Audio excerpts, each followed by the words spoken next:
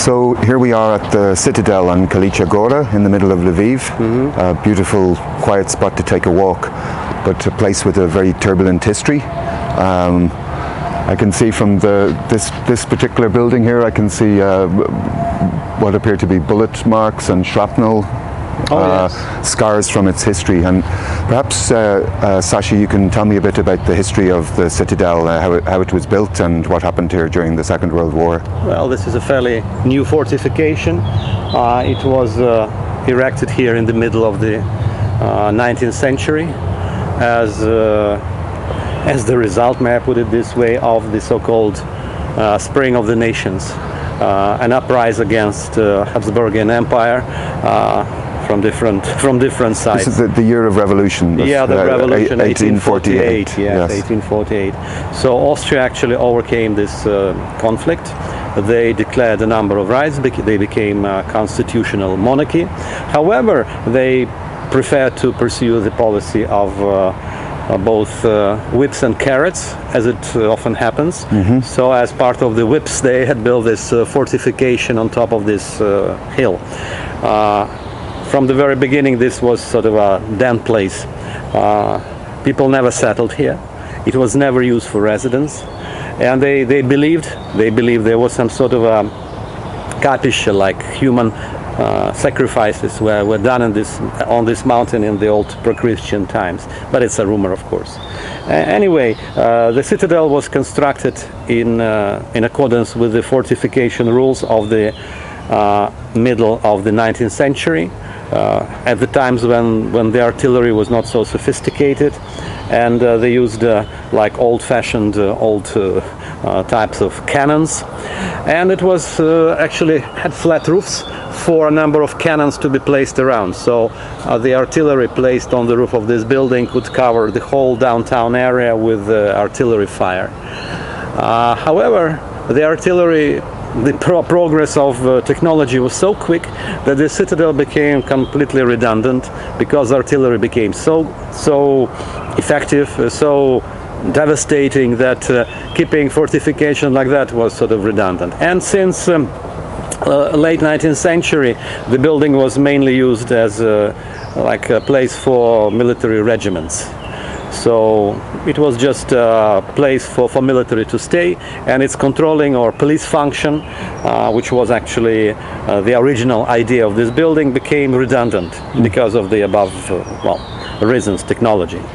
So during the interbellum period, when your family lived here, this building housed Polish regiments.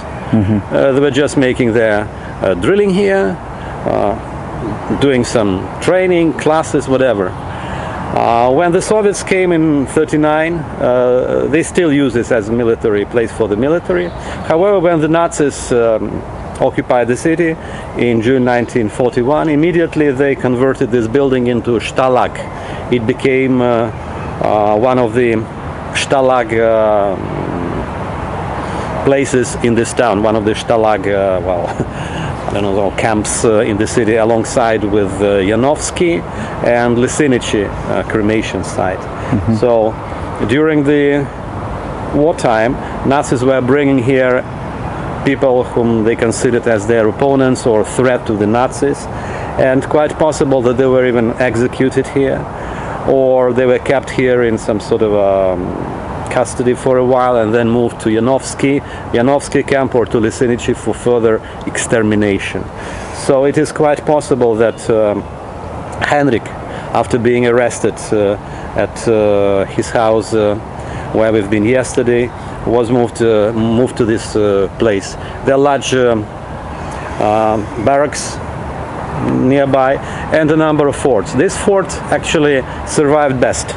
Nothing changed. It's exactly as it was during the war. I see when you were coming in, it's a book depository now. Yes. After the war, this building was given to the local library.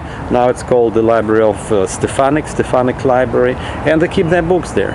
The other buildings had different other applications. One was used by the local TV factory for keeping the cabinets for TV sets, and it got fire. There was a terrible fire, but it survived, withstood the fire, and was converted into a fancy hotel, which is cynical, you see, to have a building that used to be a stalag. So these buildings held people who were literally waiting their own death?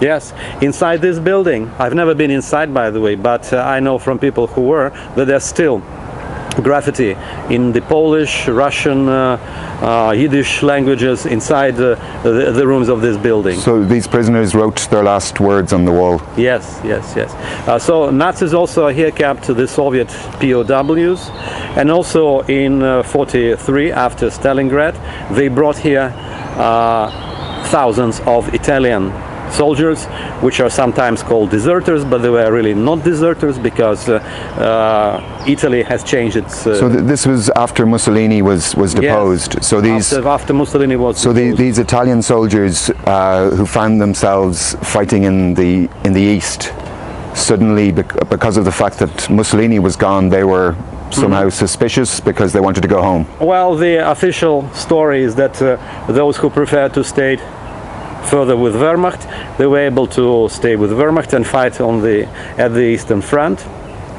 Those who wanted to go home, they sure go home, but very few did it. Most of those Italians were exterminated somewhere in between Stalingrad and here. Probably, well, this place is the last destination of many Italian soldiers. When I was a child, by the way, we had a little kitchen garden nearby, in the garden behind my house, and we were digging, just planting potatoes, carrots, and different vegetables. And during one of the diggings, I found a small coin, like a bronze coin with the portrait of Victor Emmanuel of Italy, which means. And there was also a bunch of different buttons. We found buttons, Soviet buttons, Italian buttons, Polish buttons from uniforms, and some other broken items. So we can only imagine what was happening here. There is no exact documentation. Nazis did not keep track of this crime, but most probably people were killed here. How and by what means, we do not know, and probably their remains were somehow destroyed. With lime or with some chemicals, or difficult to judge. After the war, the Soviets again came. Well, in 44 the Soviets came back, and the area was used as Soviet military detachment, with the exception of this fort, which was given to the library. So, well, strange coexistence. Anyway, now it's sort of a free territory. The largest fort, which is nearby, is hotel. The barracks is house a bunch of banks and offices. This fort remains as it was. It was not really destroyed. It remains as it was before the war, in the same condition. So quite possible that your grandfather spent the last days of his life somewhere here. Well, it's fascinating. It's a ghastly history. I saw nearby there's a cross which commemorates all the people that died, and as you say, no one knows exactly how many and what happened to them, but it mentions Italians, French, Belgian, Poles, Ukrainians, anybody who was redundant, and Jews probably, anyone who was redundant and not wanted by the Wehrmacht or the SS or whoever. Truly a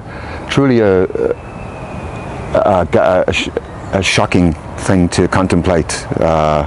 Death by starvation, death by epidemics, death by bullets, and transportation to other places. Actually, the conditions of keeping people here were quite loose. Italian soldiers, as it is written in many memoirs, were just walking around the town in the rugged uniform, poorly fed, and asking for any kind of support. Some of them still had some money, but they were on the at the edge of survival. There is a number of photos showing, for example, soldiers in Belgian uniforms lining to the building of the barracks, and also a group of Italian soldiers sitting on a hill like this one. Just a bunch of Italians sitting and waiting for something, or they were just walking around the town. Then all of a sudden, all those Italians disappeared within a matter of a day or two. Not a single Italian. Most probably they were brought to Lysynichi, where we've been, and killed by bullets in this valley of death of Lysynichi. And then their bones ground and Yes, ground, burned. disappeared. It's And you see example of the 19th century fortification. It's a solid building. There are many fortresses like that around Central Europe, like Brest Fortress in Belarus, Przemysl Fortress in Przemysl, Poland, and many others. So this is one of police fortresses later used as the Stalag. Sad place. It would be really good if this place be commemorated somehow and people will be more aware of what was here. Unfortunately, they know little or nothing, and it's kind of not an issue for the moment. no, there's quite a incongruity walking around here and knowing a little of what happened here. There's ghosts, whichever way you look at it, rolling these hills, but you see people enjoying a nice walk. So it is a beautiful place. But I can even see around the remnants of the old fence. Yeah, this is the fence You from can the see a times fence of there. the Stalag. So it would have had barbed wire and. Sometime I remember there was barbed wire. There was barbed wire here in between these pillars when I was a child, some 40 years ago. Wow.